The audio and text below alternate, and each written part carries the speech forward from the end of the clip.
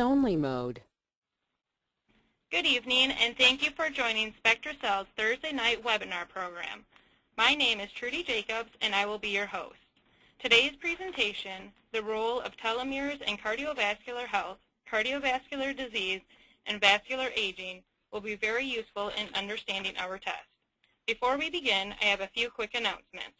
All callers are placed in lecture mode to avoid interruptions during the presentation. To submit a question, please click on the Question tab. At the end of our presentation, Dr. Houston will address the question submitted. The presentation is being recorded and will be available on our website at www.spectracell.com and our Clinical Education Center. The slides will also be available on the site for download. We are pleased to welcome back Dr. Mark Houston, who is triple board certified by the American Board of Internal Medicine, the American Society of Hypertension as a specialist in clinical hypertension, and the American Board of Anti-Aging Medicine. Dr. Houston is on the consulting editorial board and is a consulting reviewer for over 20 major U.S. medical journals. Dr. Houston has presented over 7,000 lectures on hypertension and has published over 150 articles and abstracts. He has also completed over 70 clinical research studies and has numerous best-selling books. Welcome, Dr. Houston. Thank you, Trudy, and welcome to all of you on the conference this evening. We're going to be talking about the role of telomeres in cardiovascular health and cardiovascular disease, but it really expands even beyond that into the area of aging in general. And one of the famous physicians, which you're all aware of, Sir William Osler, one of his famous quotes was, "A man is as old as his blood vessels." So the concepts that I present to you in vascular aging this evening can really be applied to humans in aging concepts in general.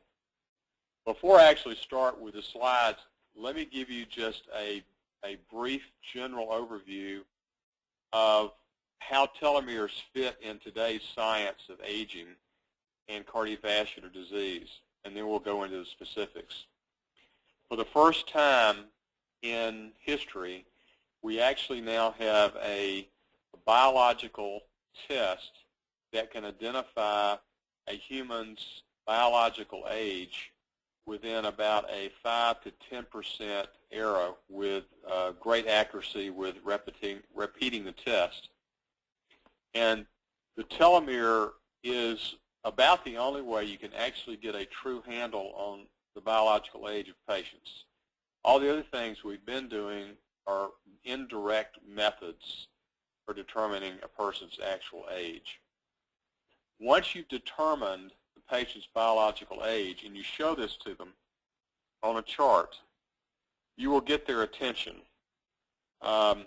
If their biological age is older than it should be, then you have the ability to get their attention to try to do something to change the progression of their aging.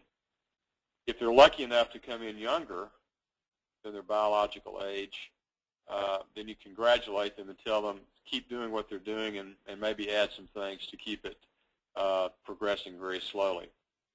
The good news is we now have some very good scientific studies that relate telomere length to various diseases, but also by slowing telomere attrition rate with different lifestyle changes, nutraceuticals, and drugs, we have the ability also to slow the telomere attrition. So let's go ahead and start with some definitions about the telomere so that we're all on the same scientific page, and then we'll go into the clinical use of the test.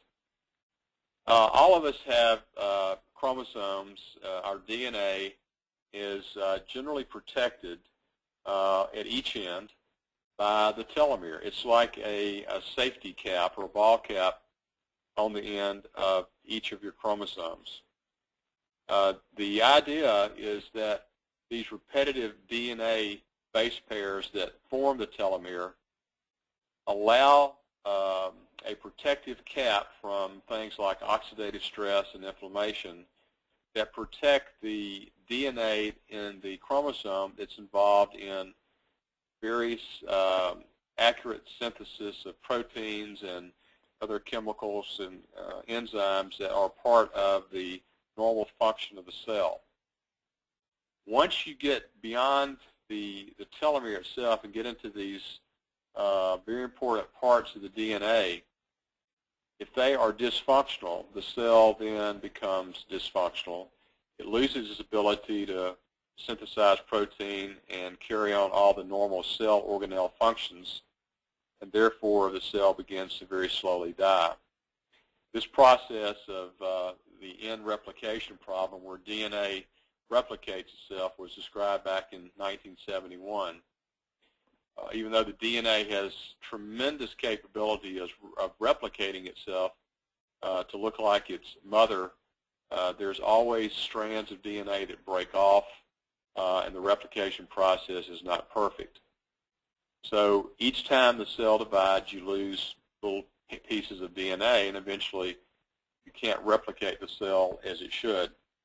The telomere allows for the ability of the cells to try to maintain a normal DNA structure to reproduce what is in the parent cell.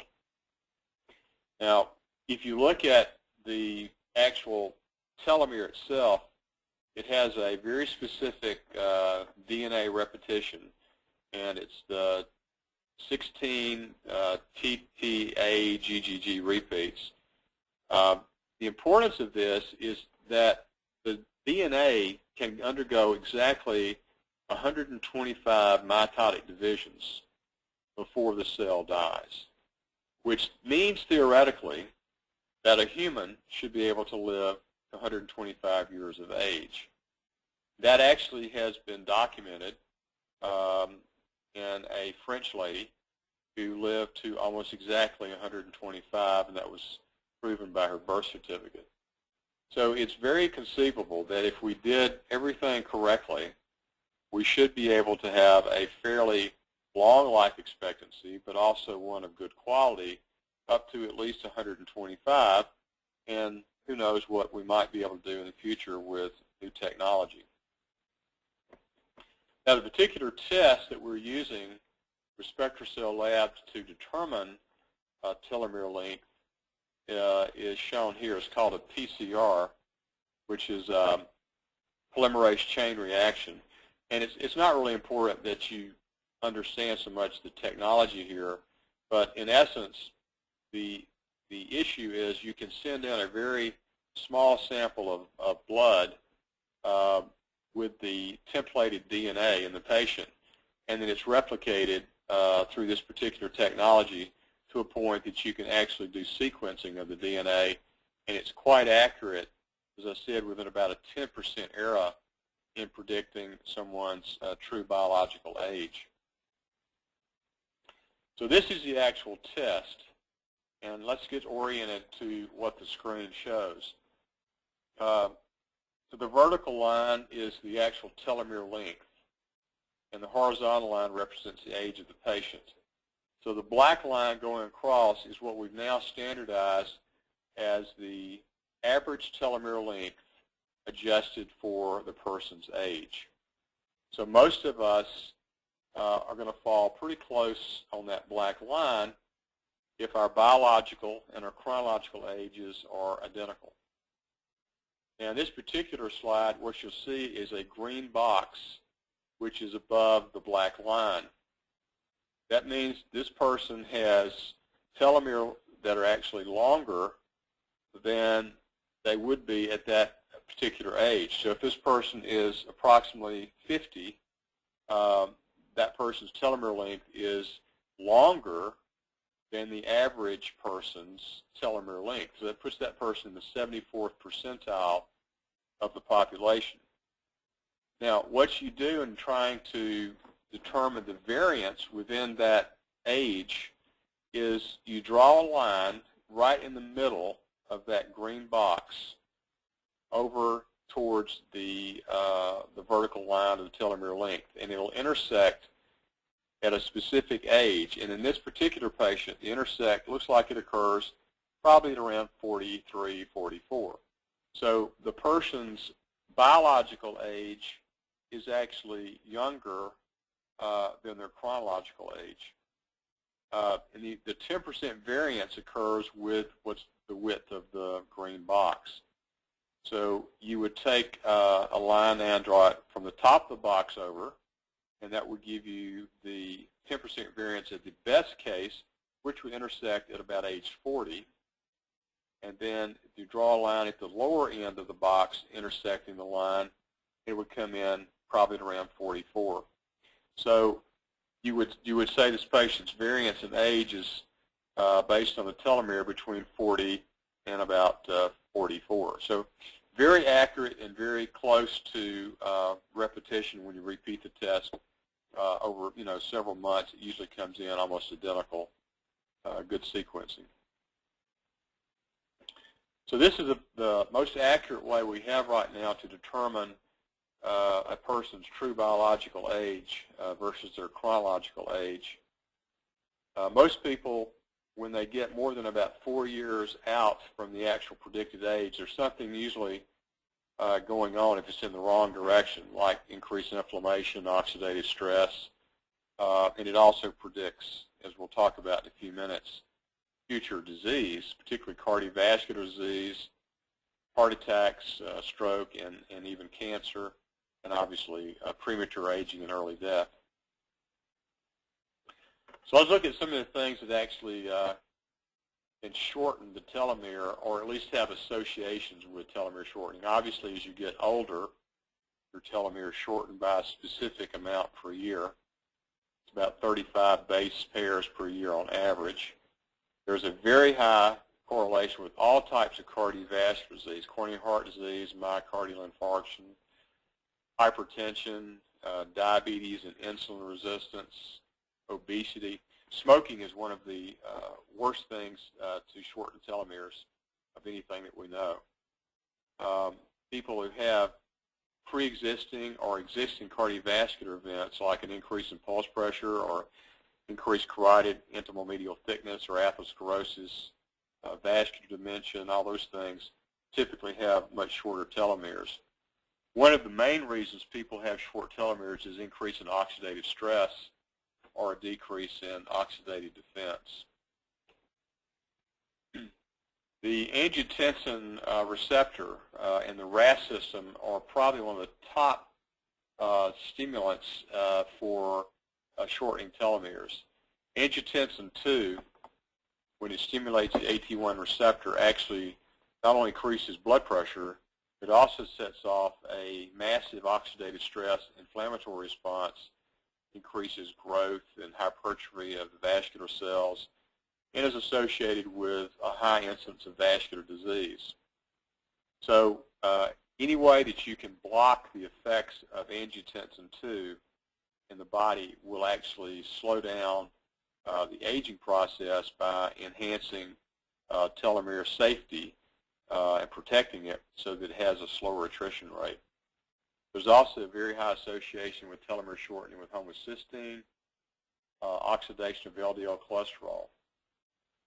As a general rule of thumb, anything that decreases nitric oxide is going to be detrimental to not only your telomeres, but also detrimental to the mitochondria. We have a lot of nutraceuticals as well as drugs that increase nitric oxide that have been shown to actually improve telomere length and also improve mitochondrial biogenesis. Other things are listed here, such as asymmetric dimethylarginine, low-dose aspirin, lack of arginine, mitochondrial DNA damage, and estrogen. One of the reasons that women tend to age slower than men up into menopause is estrogen actually protects the telomere from declining in length. After menopause, women age at least as fast and sometimes faster than men as estrogen drops off dramatically. So if you look at clinical trials in telomere length, it's really associated with just about anything you can think of, hypertension, diabetes, obesity, insulin resistance, all types of vascular disease, whether it's coronary heart disease, myocardial infarction, stroke, vascular dementia, and so forth.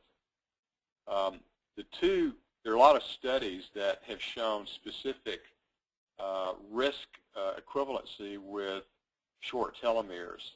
And for example, this study shown on this slide, the increased risk of myocardial infarction and stroke can be 2 to 3 or 4 times as high as your telomeres are shortened beyond a certain quintile or quartile.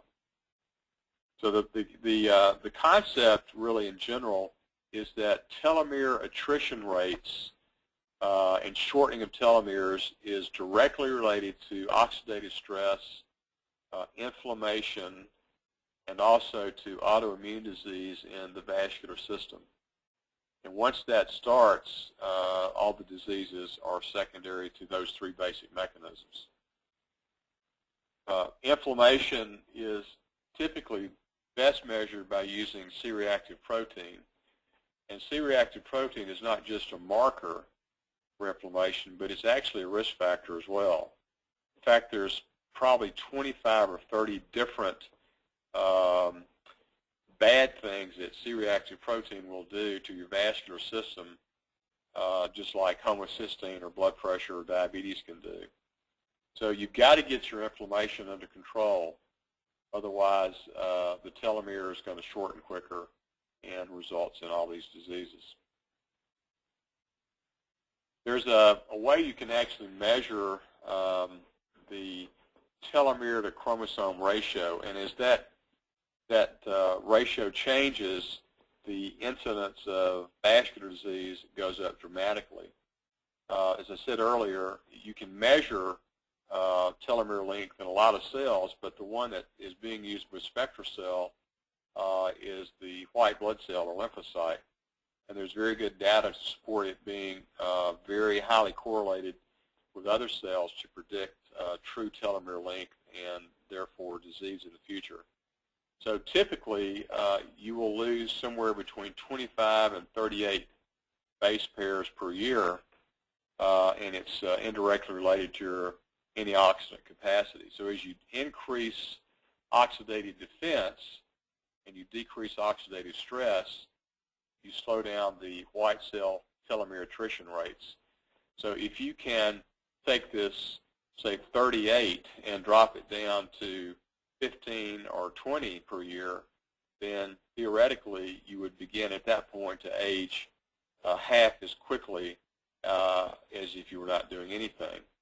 So you get a baseline telomere test, and you see where the patients are, and you intervene to do something, which we'll talk about the therapy in a moment, and then you measure this yearly and see if you can keep that telomere attrition rate slowed down so that the actual, that green box I showed you earlier begins to move towards the actual line, so the biological and chronicle age start to match up better. There's good data with all the telomere DNA in white cells relating specifically in humans to vascular disease. So those correlations are well studied and well documented in the literature. And we now know that shortened telomeres are an independent risk factor for coronary heart disease and cardiovascular disease, just like the other top 5 risk factors such as blood pressure and diabetes and hypertension. Let's look at some things that you might consider doing to try to keep the telomeres from shortening too quickly. Now, you cannot really increase your telomere length. What you can do is try to keep it the same or keep it from shortening too quick. So the first thing to do is get a anti-inflammatory diet started, decrease oxidative stress, and increase oxidative defense. So this means getting refined carbohydrates out of the diet, sodas, artificial sweeteners, and trans fatty acids. Then supplement with nutraceuticals that are appropriate based on the patient's deficiencies, and also things that have been shown to be preventive for telomere shortening. So there's a lot of nutraceuticals that you can use. There's a lot of whole foods, particularly using 10 servings of fruits and vegetables per day and high-quality protein. We've talked a little bit about caloric restriction. That's one of the best proven ways to slow down aging, and it certainly slows down telomere attrition. Probably the one that most people could tolerate is using about a 12.5% calorie restriction along with a 12.5% energy expenditure, and then fasting 12 hours each night, or at least maybe 4 days a week. The recommended fast is generally from about 6 p.m. to 6 a.m. And by doing so, you increase growth hormone, testosterone in men, estrogen and progesterone in women, and it reduces insulin levels, reduces cortisol levels, reduces catecholamines, and all this results in improvement in telomere length and slowing of vascular aging. So it's a practical way to get caloric restriction without doing the 40%, which is what they've done in animal studies. And we actually have several human studies now that show that the 25% combination exercise calorie restriction combined with the 12-hour fast 4 nights a week gives almost identical results to the animal studies using a 40% caloric restriction.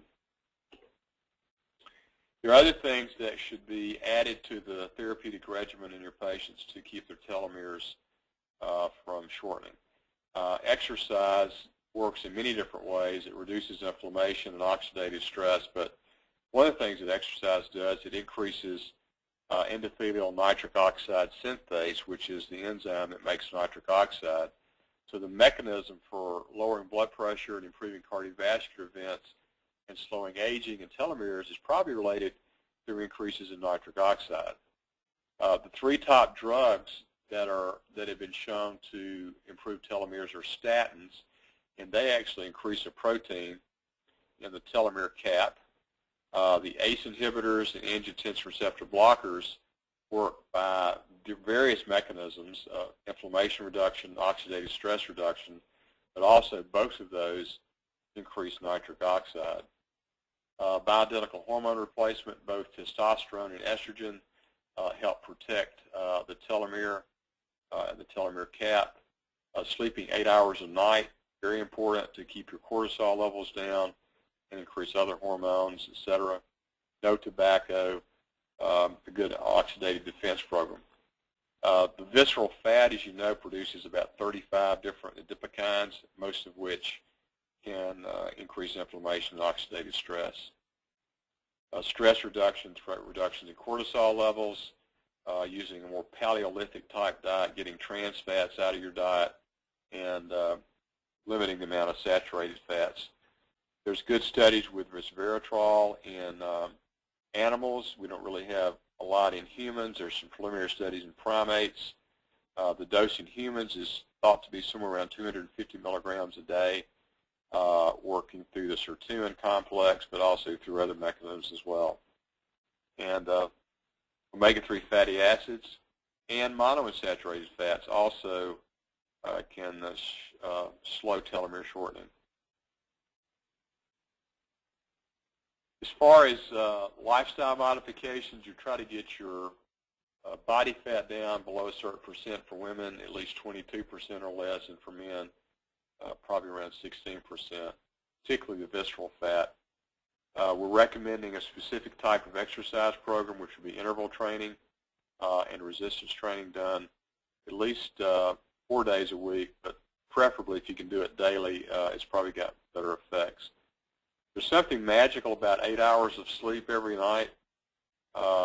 Either too little or too much sleep actually is detrimental. So the other thing about the sleeping is it's most effective if done earlier in the evening. So early to bed, early to rise concept has got good science behind it. Most people who go to bed somewhere between say 9 and 10 p.m. And get their 8 hours and get up at that appropriate time do better than those who, for example, go to bed at midnight and get up at 8 o'clock the next morning.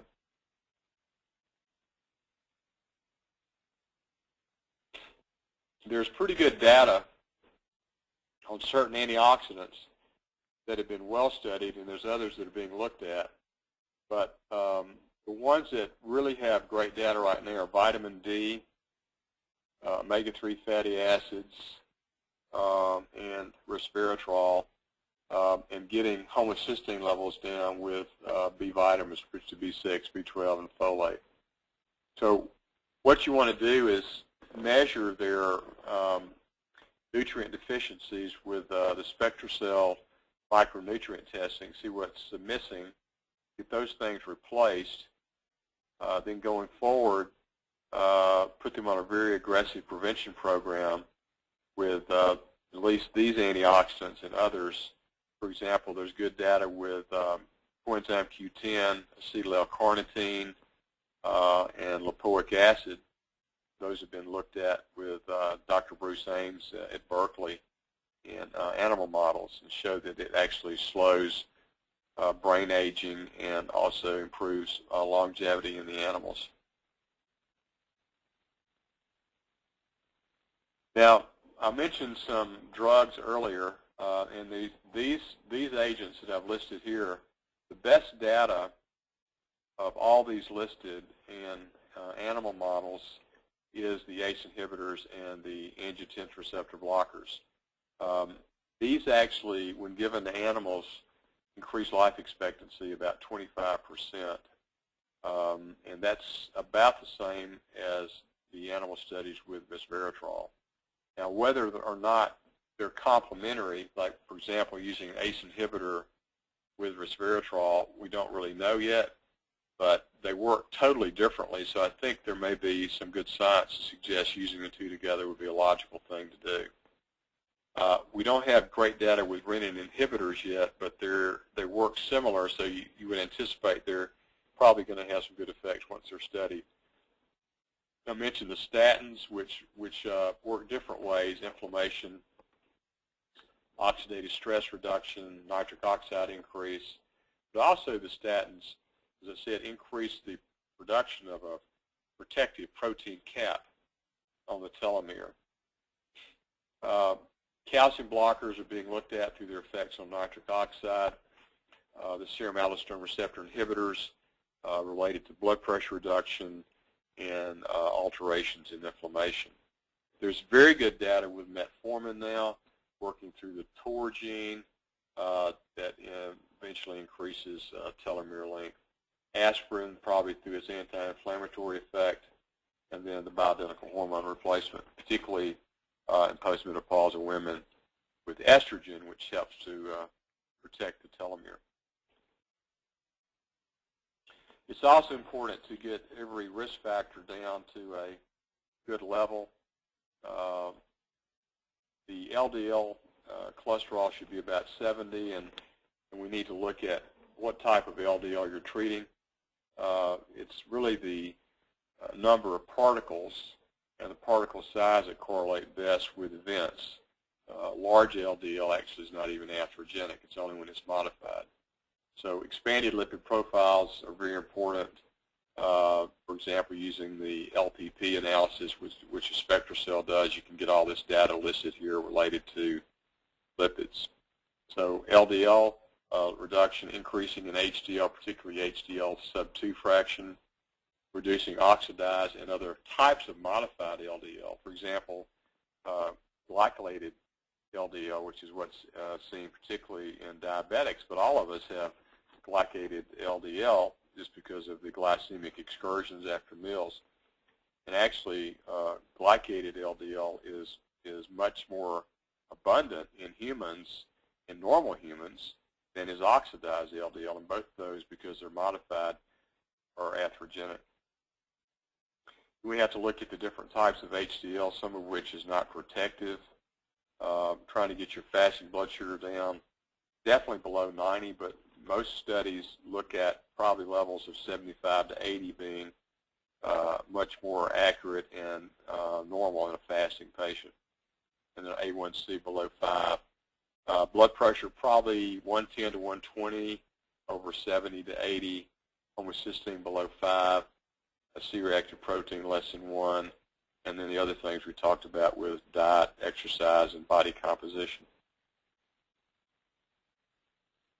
Now, there's a lot of interest in telomerase, which is the enzyme that repairs the telomere. And without telomerase, the telomere shortening is exacerbated. Telomerase activity drops as you get older, and it is directly related to increased inflammation and oxidative stress. So if you could, at least theoretically, try to enhance telomerase action, then you should be able to improve telomere length. The problem, though, is we don't really know what happens when you start activating telomerase because that's also the enzyme that cancer cells use to become immortal. So if you were to have a clone of cancer cells in your body and you gave something that enhances telomerase, it is potentially conceivable that you could increase that patient's cancer risk. And as most of you know, there's a company that makes a telomerase activator, and we just don't have any long-term efficacy or safety data right now on this particular agent. It's a drug, and it's quite expensive. It's probably over $10,000 a year.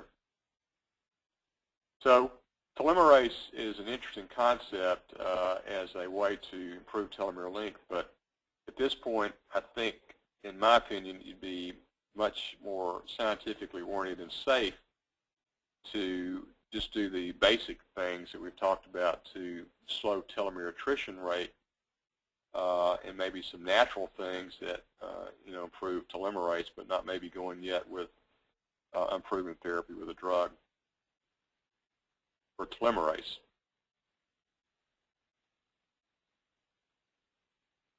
We've covered most of the things on this slide related to the things that you can do to improve bioavailability of different nutrients and increase telomere length. One thing I do want to mention that we hadn't talked about is endothelial progenitor cells. These are cells that are made in the bone marrow, and they migrate to the vascular endothelium, and there they actually increase the endothelial cell lining, which increases the nitric oxide production and improves vascular health. And a lot of things we talked about earlier, like exercise and ACE inhibitors and statins, increase the production of EPCs, or endothelial progenitor cells. So that's another whole mechanism by which you can enhance telomere length through EPC production. Generally, you get a baseline telomere test. You go over the results and then make specific recommendations to try to stabilize the telomere length or slow down its attrition rate through all the different mechanisms and treatments that we've talked about. So once a year, sampling is usually adequate to determine whether or not your treatment program is effective. And the two other tests that go hand in hand with the telomere test is you really have to assess their nutrient level. And this is done through the micronutrient testing, which is also done in lymphocytes. And then also looking at the more accurate lipoprotein analysis, expanded profiles, we can get a measurement of lipoprotein particle sizes, numbers for LDL and HDL. So these two tests really go hand in hand with the telomere testing. Okay, I think that we've completed most of the slides now. We've got about 20 minutes at least that we can do some Q&A. Thank you, Dr. Houston. That was very informative. We received a lot of great questions. The first one is, what are the characteristics of the people used to establish the telomere length norms? It was a general population of both well and sick patients in various physicians' practices all across the U.S. Okay. And in regards to men and testosterone, Have you seen any studies correlating telomere length to low T levels? Yes, low testosterone is associated with shortened telomeres, and it's also associated with diabetes, hypertension, and cardiovascular disease as well. So the two correlations are very highly seen. Okay.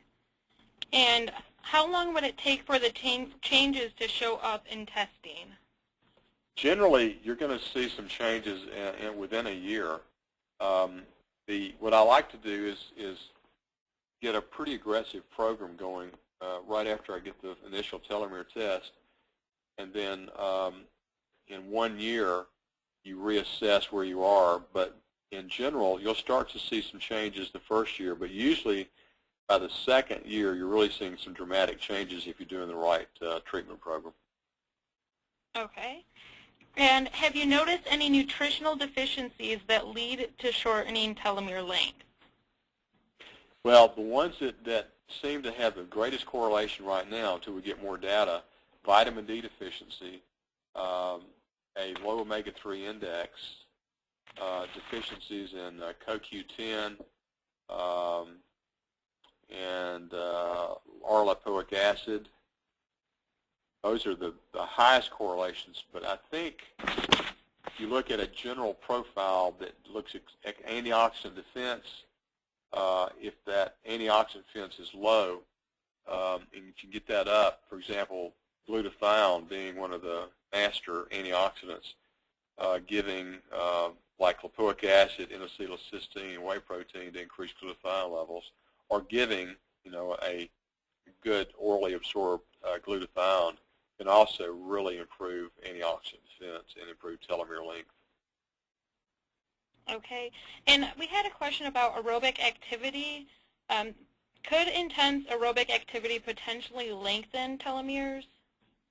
There's really nothing you can do to lengthen your telomeres. You can only slow down their attrition. One of the things that we've learned about exercise is if you do too much exercise, you actually increase oxidative stress, which may, in fact, make you age faster. If you look at marathon runners and a lot of professional athletes who've been through these enormous training periods for long periods of time, most of them don't age very well. So what we're going to is a totally different type of program, which is the interval training for aerobics, which is about 20 minutes a day, 4 days a week, associated with resistance training, which is about 40 minutes a day, 4 days a week. That pushes you to your cardiovascular limits, but you don't overdo it to the point that you actually start to have detrimental effects from an exercise program. Okay. How is telomere testing an advantage for young adults? I think that we need to start moving our testing procedures back to younger populations to identify those who are at risk and start treatment very early before the preclinical diseases become clinical disease. I do a lot of teenagers who have parents with horrible vascular disease, and we're beginning to pick up 13 and 14-year-olds that have glucose intolerance and dyslipidemia and hypertension, and their telomeres are already shortening despite their youth. And when you get someone that age, that's your best opportunity to start some intervention and really aggressive prevention to try to reverse it. Okay. Are there benefits to using whole food supplements over synthesized supplements or organic, open pollinated foods versus chemically sprayed foods? Well, I'm obviously a fan of using organic foods if you can afford to buy them over processed foods, which are full of things we don't even know. And I think there's a role for using whole food or whole food powders that are high quality, but also using proper doses and proper relationships of different specific nutraceuticals, both in what I would call a prevention dose, but also in therapeutic doses. For example, when I treat hypertension, I do two things. One is I get rid of all the deficiencies that the patient has that is causing the hypertension, but I also use specific nutraceuticals that have been shown to lower blood pressure in what you would consider, supradoses. For example, you might say, well, if I give, I'm just picking one here, like vitamin C, you'd say, well, if I just give 100 milligrams a day, that's preventive, but, if you give therapeutic doses of, 500 milligrams or a little higher, that can actually improve the blood pressure beyond just the prevention mode. Okay. And how can this test be used in clinical situations to benefit patients? What I've found is a couple of things. Number one, it really gets the patient's attention when they see that their biological age is 10 or 15 years older than they should be. It scares them, and they want to know what they can do to age slower. So it's a wake-up call for them. That's number one. Number two, when they get the bad news, you tell them that they have the opportunity to get their telomere length back on the appropriate line, trending so their chronological and biological age start to match up again. And that's the slowing of the telomere attrition. So if you give them a bad result, but with hope that they can make it better, it's much more important and works better than if you just look at them, and we'd all do this in the office, and just say, I need you to do this, this, and this because you're going to get a heart attack in 15 years. And they go, yeah, sure, why me? Not going to happen. But when you show them a test that's this bad, the compliance goes up dramatically. Okay. And I believe you answered this on how to slow the aging process. Is that what you... Yeah, I think, if I were to give you just sort of like 4 or 5 basic things that I would do routinely to slow vascular aging and aging in general, I would say get every single risk factor that you can under optimal control. That's blood pressure, cholesterol, blood sugar, and weight. So the top 5 risk factors, get those fixed. Number 2 would be resveratrol, 250 milligrams a day. Number 3 would be omega-3 fatty acids, DHA, EPA, and GLA, at least 3 grams per day. Get your vitamin D level up to around 60 nanograms per ml. And then consider, not that everyone would want to do this, some of the pharmacologic agents that have been shown to improve aging. For example, an ACE inhibitor or an ARB, a low-dose metformin, and maybe even a low-dose statin. Even though you're not treating cholesterol here, you're doing other things. And then, of course, kind of going back to the risk factors, the caloric restriction program and the exercise program have to be part of that lifestyle modification based on what we talked about earlier. Those are the things that I pretty well have as the foundation for just about everybody to start doing. And then if they can do more and want to do more, then we start adding other nutraceuticals to the regimen. Okay. And I have one here, and I think this one might be related to the same, of what interventions have been shown to improve the telomere length. Yeah, I think we covered that one pretty well already. Okay. And the amount of time needed between the tests to determine an effect of the changes, you said that was 1 year? About 1 year, right. Okay. Okay, that's all the time we have for questions. Thank you for joining us. Please don't forget to join us for next month's webinar, the Gluten Sensitivity Spectrum, presented by Dr. Peter Osborne.